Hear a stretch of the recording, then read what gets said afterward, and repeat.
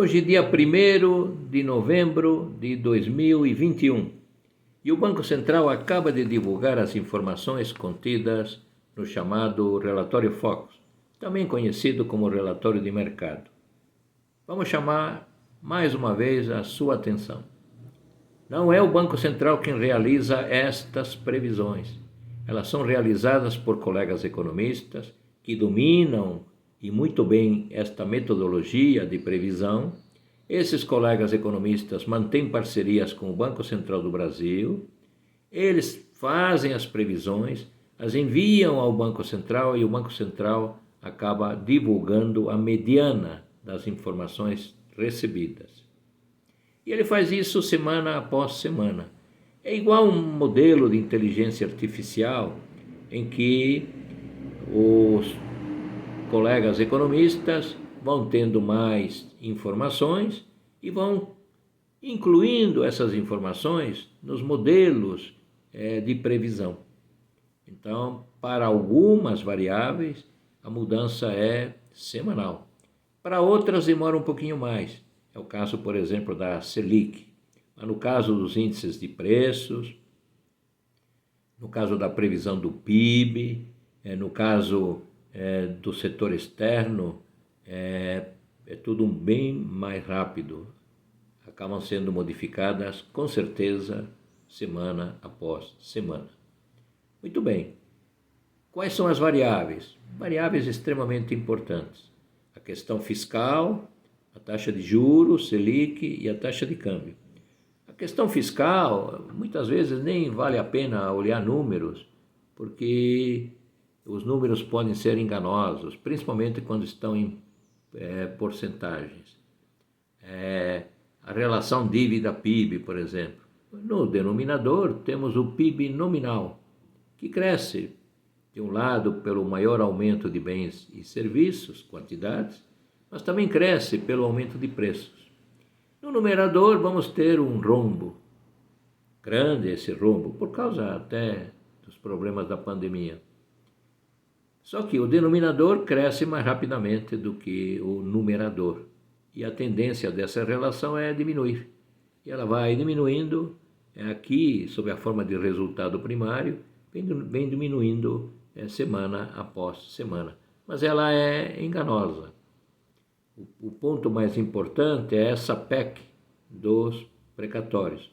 PEC é uma proposta de emenda à Constituição, uma proposta que procura modificar a Constituição. E há uma questão extremamente relevante.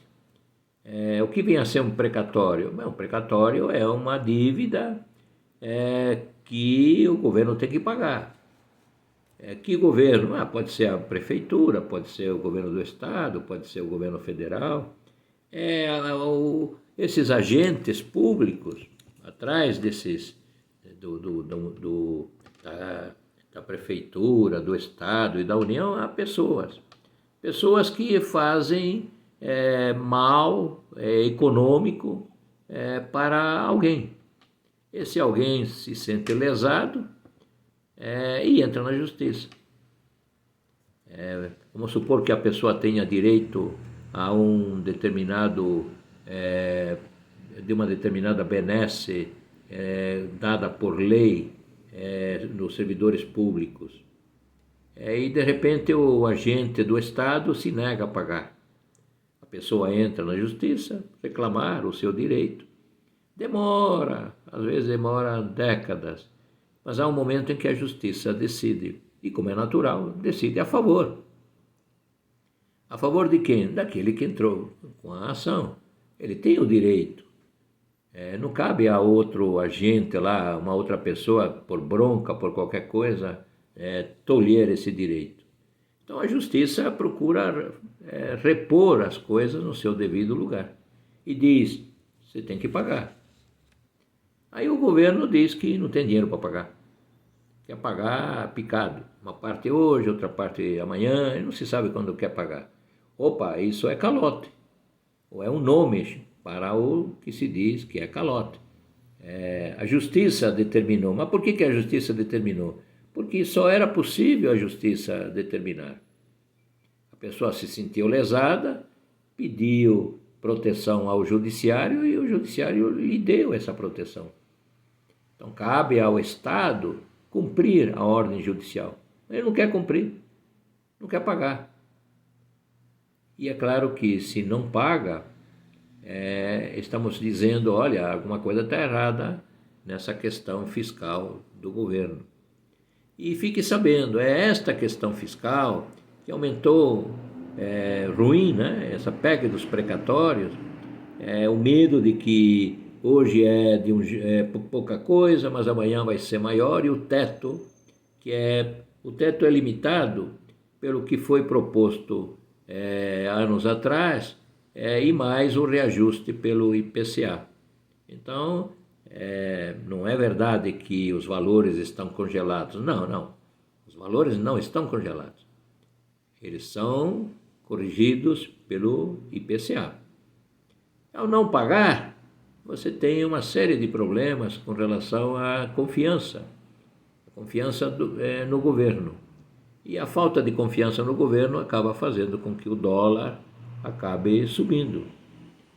Fuga de capitais, gente deixa de aplicar no Brasil.